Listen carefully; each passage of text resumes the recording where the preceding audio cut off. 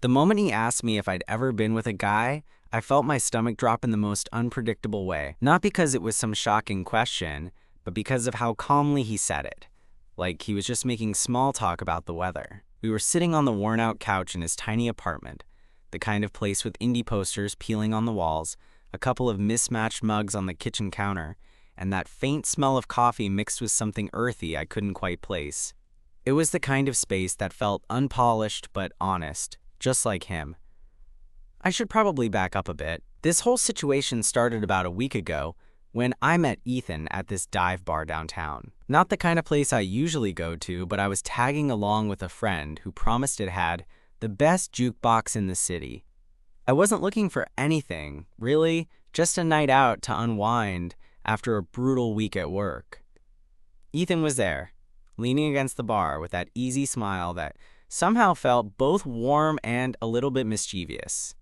He had this confidence that didn't scream for attention but just kind of drew you in, like a good story you want to hear. We ended up talking for hours, switching from music to movies to the usual what's your story type stuff. He had this way of listening that made me want to say more, even things I usually kept to myself, so when he invited me back to his place for one last drink, I didn't hesitate. It wasn't like I was some expert at this dating thing, but his presence was calming in a way I hadn't expected. Now here we were. We'd been sitting awkwardly for a bit, the silence stretching longer than either of us seemed comfortable with. Then he turns to me, eyes steady, and asks, "So have you ever been with a guy before?" I blinked, caught off guard by how straightforward he was. My mind scrambled for a decent answer, but before I could say anything, he reached out, gently took my hand in his, and gave it a reassuring squeeze. It was such a simple gesture, but it felt like a quiet invitation, to be honest, to drop whatever walls I had up. And honestly, that was the moment I realized this night was about to be a lot more than just a casual hangout. His hand felt warm in mine, steady but gentle, like he wasn't trying to push or pressure me, just offering a kind of safety net if I wanted to take the leap and be real with him. I swallowed, heart thudding louder than I expected, and finally nodded. "No, I haven't," I said, my voice quieter than I wanted it to be. Ethan's eyes softened like he was relieved or maybe just glad I answered. "That's cool. I wasn't trying to catch you off guard or anything. Just thought I'd ask. It can be weird trying to figure all that out, you know?" I laughed a little, the tension easing off my shoulders. "Yeah, it can be. Honestly, I've never really talked about it like this before." He squeezed my hand again, then leaned back against the couch, looking thoughtful. "I get that. Took me a while, too. The whole coming out thing, figuring out who you are, what you want, it's messy." It was. Messy and confusing, and a little scary. But here, with Ethan, it felt like maybe the mess wasn't something to hide from. "So what made you finally ask?" I asked, curious. He shrugged, a small smile playing on his lips. "I guess I just wanted to know. Not in a nosy way. More like, I wanted to see where you were at. Because I kind of like hanging out with you." More than I expected. Okay. Now my stomach wasn't just doing flips. It was outright somersaulting. I'd felt something pulling me toward him since we met. But hearing it out loud, it made it real in a way I wasn't ready for but didn't want to deny either. We sat like that for a minute, hands still touching, the quiet between us shifting from uncomfortable to something charged with possibility. Then Ethan reached over and flicked the volume on the old stereo, filling the room with a soft, jazzy tune that matched the mellow vibe. "So," he said, voice low, "if you don't mind me being a little forward, what do you want? Like, from this night, or from, whatever this is." I thought about it. The truth was, I didn't have a fixed plan or a neat answer. All I knew was that for the first time in a while, I was okay with not knowing. "I want to see where it goes," I said honestly. "I want to take a chance." Ethan grinned, that mischievous spark back in his eyes. "Good answer." He stood up, still holding my hand, and pulled me gently to my feet. The room felt smaller suddenly, like the space between us was shrinking, and I could feel his breath close to my face. "May I?" he whispered, like he was asking permission for something much bigger than it seemed. I nodded, barely able to trust my voice. Then he leaned in, slow and careful, and kissed me. It wasn't like the movies. No dramatic fireworks or sudden explosions of passion. It was soft and sincere, like a promise wrapped in warmth. When we pulled apart, his smile was shy, like he wasn't sure if I'd run, but I didn't. "I'm glad you stayed," he said, eyes searching mine. Neither of us moved for a moment, just standing there with our hands still loosely entwined, as if that simple connection said everything we couldn't quite put into words yet. Later, when I left his apartment, the night air was crisp, and the city lights felt different, brighter somehow. I kept replaying that moment, the question, the hand, the kiss, and I knew things had shifted. I wasn't just walking away from his place, I was stepping into something new. Scary, maybe, but real. And for the first time in a long time, that felt like enough. The next day, I woke up with that weird mix of excitement and nerves that only happens when something new and important is happening in your life. I kept replaying the night before, Ethan's question, his hand in mine, the way he kissed me like it was the most natural thing in the world. Honestly, I was still trying to wrap my head around how easy it felt with him, like we'd known each other way longer than a few days. I wasn't used to this. I mean, I'd dated before, but mostly with women, and the whole being with a guy thing had always been this abstract, almost off-limits part of my life. It wasn't about judgment or shame, more like confusion, fear, and maybe a bit of denial. But Ethan? He made it feel simple, like just another piece of getting to know someone without all the extra baggage. So I texted him first thing, something casual. "Hey, survived the night after your interrogation?" I half expected a joke back or maybe no response at all. Maybe I was reading too much into all this. But he replied almost instantly, "Barely, but I'm glad you stuck around." I could practically hear the smile in his words. We started texting more throughout the day, easy back and forth that felt comfortable rather than forced. He told me about his job at the bookstore downtown, how he spent weekends hiking when the weather was good, and how he had a soft spot for old sci-fi movies. I shared some of my own quirks, like my terrible taste in music, and how I could never seem to keep a plant alive. Later that evening, Ethan invited me over again. This time, there was no question hanging in the air, no need to tiptoe around who we were or what we wanted. We cooked dinner together. Well, he mostly cooked while I attempted to chop vegetables without chopping a finger off. The kitchen was small and cluttered, but filled with laughter and the smell of garlic and rosemary. At one point, as we sat eating on the floor because the table was buried under piles of books and papers, he reached out and brushed a stray strand of hair behind my ear. The touch was casual, but somehow electric, like a secret shared between us. "So," he said, looking at me with that familiar easy grin, "how's it feel to be on the other side of that question?" I chuckled, feeling my cheeks warm. "Honestly, less terrifying than I thought." He shrugged, eyes twinkling. "Maybe it's not the question that's scary. Maybe it's finding the right person to ask." God, that hit me right in the chest. I wanted to say something clever or profound, but all I could manage was a nod and a small smile. After dinner, we moved to the couch, curling up close with the movie playing quietly in the background. I was aware of every brush of his arm against mine, every subtle shift that brought us closer. It wasn't about rushing or grand gestures. It was about this slow, steady pull towards something real. At one point, I hesitated, then asked, "Have you always known?" Ethan looked thoughtful. "Kinda.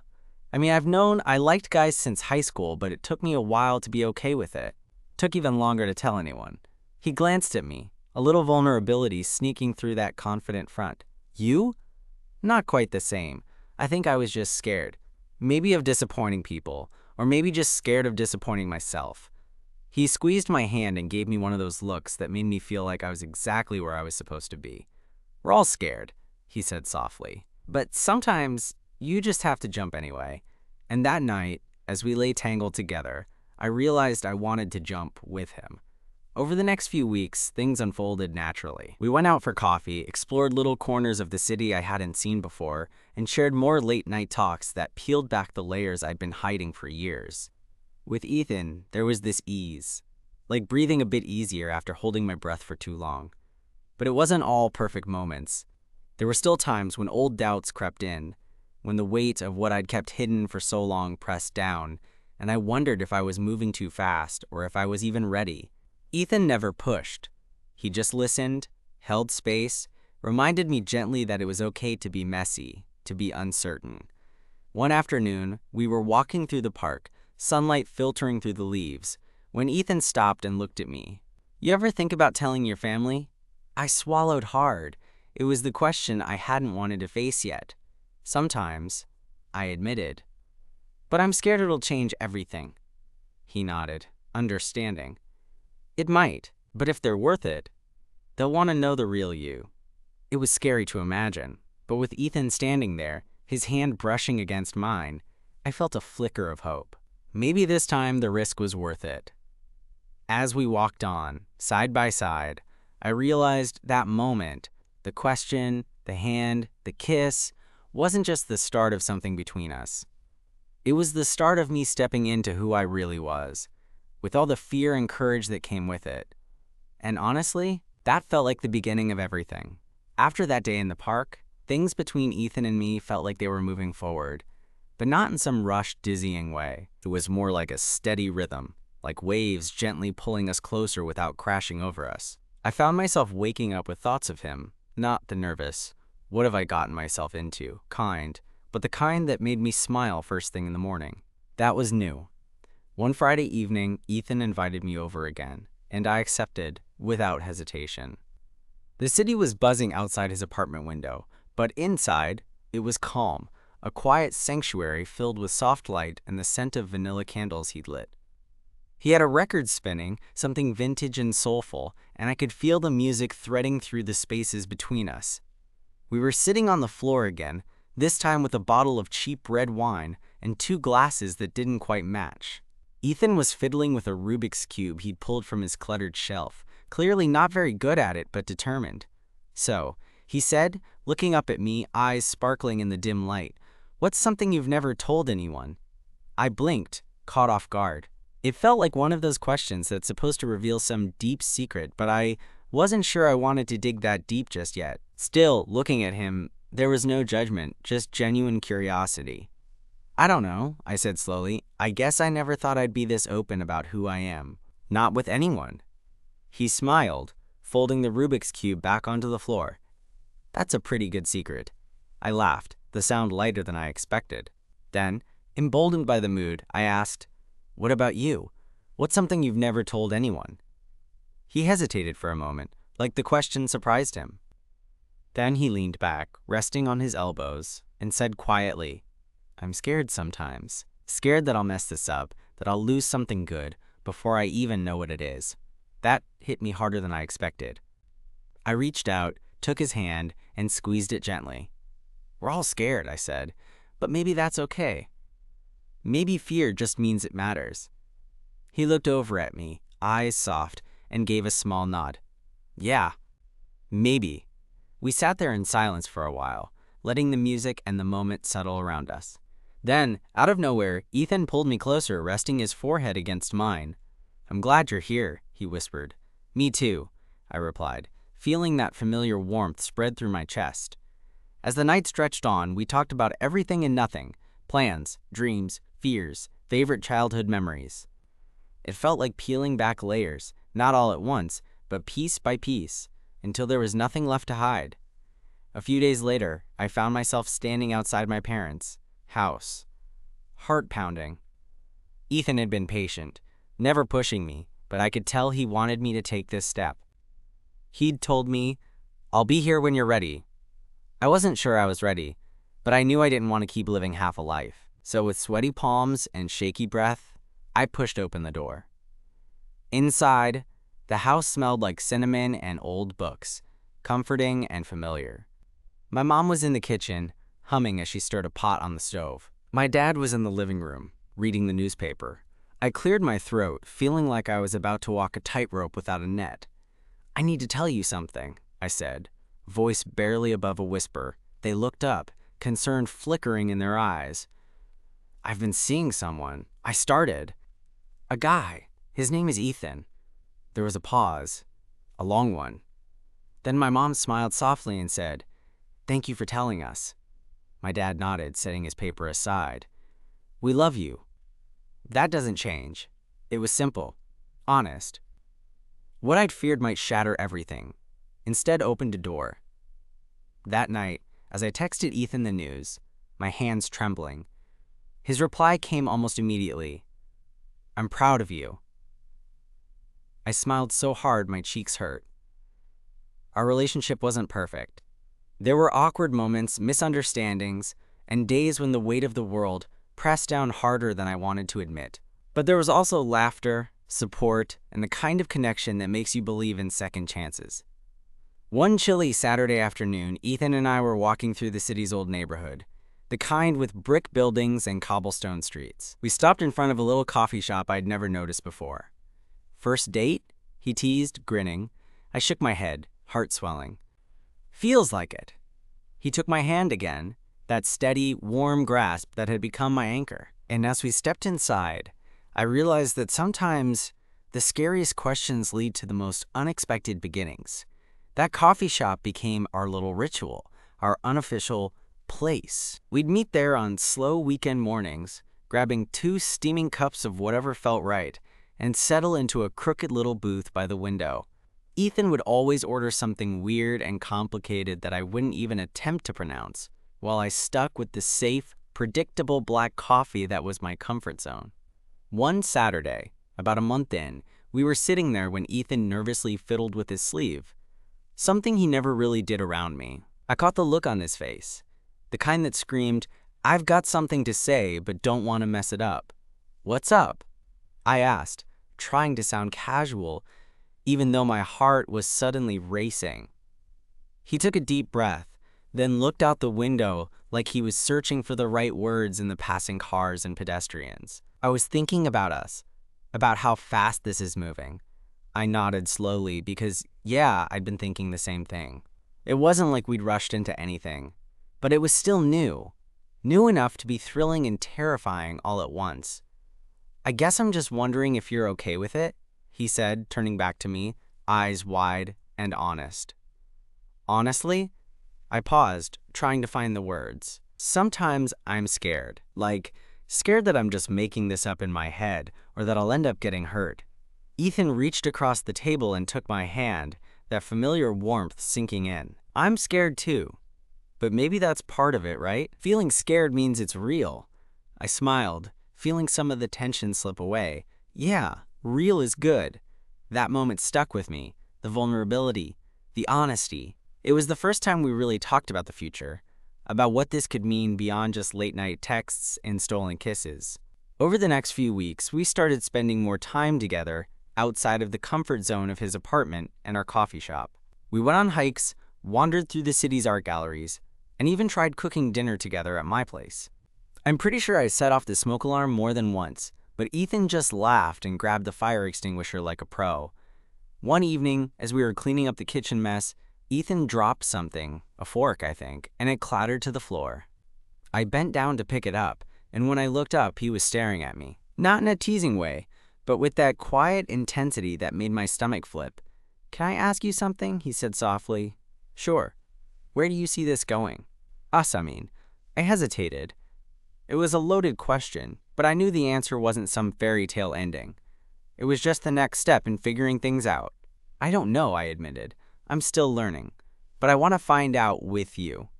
He smiled, relief washing over his face. Then he leaned in and kissed me, slower this time, like he was trying to memorize every detail.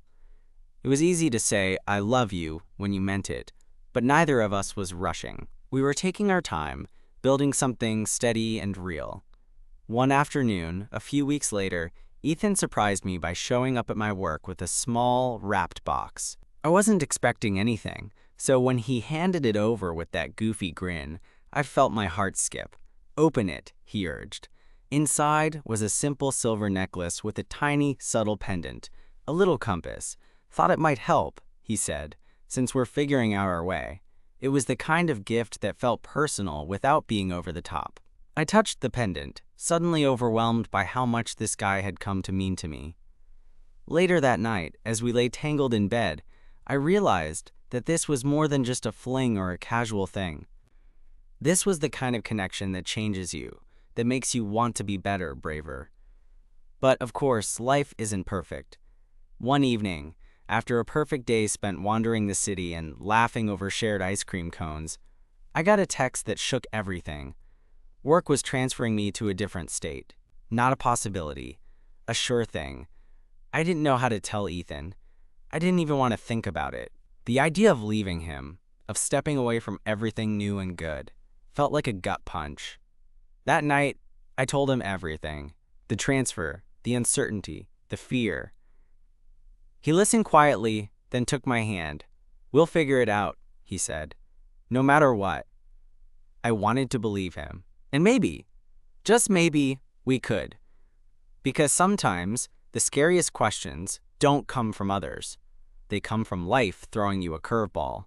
But holding someone's hand through it all, that's what makes the difference. The days that followed felt like I was trapped in this weird limbo. Every time I looked at Ethan, I wanted to tell him it was okay, that I'd figure out a way to stay. But the truth was, the transfer wasn't just a casual mention anymore. It was happening. There would be a moving date, plane tickets, the whole new life package, and I didn't know how to fit Ethan into any of that. One night, maybe a few days after that conversation, we sat on his couch again, the same one with the peeling posters and the faint coffee smell that felt like home. Ethan was scrolling through his phone, and I was messing with the compass necklace he'd given me, turning it over in my fingers like it was some kind of talisman. "Have you started thinking about what you'll do?" he asked quietly. I looked up, caught off guard. "About moving?" "Honestly, no. I've been avoiding it," he nodded. Slow and understanding. "I get that. It's a lot." I sighed, feeling the weight settle over me again. "I don't want to lose this," I admitted. "You." He reached out and grabbed my hand, that steady grip grounding me. "Neither do I." We sat there in silence, but it wasn't the heavy kind. It was the kind that makes you realize that sometimes words aren't necessary when you've got someone who gets it. The following weekend, we decided to do something different, something to take the edge off the looming change. We went to a small art festival downtown, wandering between booths with handmade jewelry, paintings, and all sorts of random crafts. Ethan bought me a tiny succulent in a cracked ceramic pot, joking that it was tough, just like you. I told him it was the perfect gift because I'd probably kill it by forgetting to water it. We laughed a lot that day. Like, really laughed. The kind where your stomach hurts and you can't breathe properly. For a few hours, the transfer felt like a distant problem, and all that mattered was Ethan's hand in mine and the way his eyes lit up when he talked about his favorite artist. But that night, when we got back to his apartment, the reality hit again. "I don't want this to be goodbye," I whispered, my voice cracking. He pulled me close, forehead resting against mine. "It doesn't have to be." I searched his face, desperate for some clue, some plan. "Long distance?" I asked, the words tasting bitter. He nodded. "We can try. We'll make it work." I wanted to believe him. I really did. But the idea of waking up miles apart, not being able to reach out and touch him when I needed to, it scared me. Still, there was something about Ethan's confidence that made me want to try, even if the odds felt stacked against us. In the weeks that followed, we started making plans. Calls late at night, texts that filled the empty spaces between us, and promises to visit whenever we could. It wasn't perfect, and there were moments when the distance already felt like a wall. But we held on to the hope that it was just a chapter, not the whole story. One evening, a few days before I was set to leave, we met up at our coffee shop, the one that had become our little sanctuary. Ethan was quiet at first, fiddling with his cup, and I could tell he was fighting some invisible battle. Finally, he looked up, eyes serious. "There's something I need to tell you," he said. My heart jumped. I braced myself. "I got a job offer," he continued, "in the city you're moving to." I blinked, surprised. "Wait, what?" He smiled, a little sheepishly. "Yeah, it just came through last week. I was waiting to see how things with you played out before I said anything." I stared at him, overwhelmed by the coincidence, the timing, and maybe a little bit of fate. "So," he said, reaching across the table to take my hand, "looks like we might not have to do this long-distance thing after all." I laughed, a mix of relief and disbelief bubbling up. "You're serious?" "Dead serious." The nervousness that had been knotting my stomach for weeks started to untangle. Suddenly, the future didn't feel so scary. We spent the rest of that night dreaming out loud about apartments we'd find together, late-night dinners, weekend adventures, and all the things that felt possible again. When I finally moved, Ethan was there, helping me carry boxes, cracking jokes, and making the whole process somehow less daunting. That night, as we collapsed on the floor of my new place, surrounded by unpacked boxes and half-assembled furniture, I realized something important. Sometimes the scariest moments lead to the best beginnings. And sometimes, all it takes is someone willing to take your hand and walk into the unknown with you. Settling into the new place was a mess of unpacked boxes, awkward furniture arrangements, and a few arguments over where the couch should go. But with Ethan there, all the chaos felt manageable, like two people figuring it out together instead of alone. One evening, a few months after the move, we found ourselves on the small balcony of our apartment, wrapped in blankets against the chill. The city lights stretched out below us, and the hum of traffic felt distant and comforting. Ethan handed me a cup of tea, and I took it gratefully, letting the warmth seep into my fingers. We sat side by side in silence for a while, just existing in the quiet. Then, without looking at me, he said, "You know, I was scared this wouldn't work, that the distance would break us before we even got started." I nodded, feeling the honesty in his voice. "Me too. But here we are," he continued, "still standing, still holding on." I smiled, squeezing his hand gently. "I think that's what matters." He finally turned to me, eyes soft and steady. "I'm glad we took the chance, even when it was scary." "Me too," I said. "I never thought I'd be this open, this happy. But with you, it just feels right." Ethan shifted closer, resting his head on my shoulder. The moment wasn't flashy or dramatic. It was simple and real. Two people, choosing each other, day after day. As the city lights flickered around us, I thought about that first night, when he asked if I'd ever been with a guy and took my hand like an invitation to be honest. Back then, everything was uncertain and new. Now it felt like home. I realized love isn't about grand declarations or perfect timing. It's about showing up, being vulnerable, and trusting someone enough to take that hand, even when the future is unknown.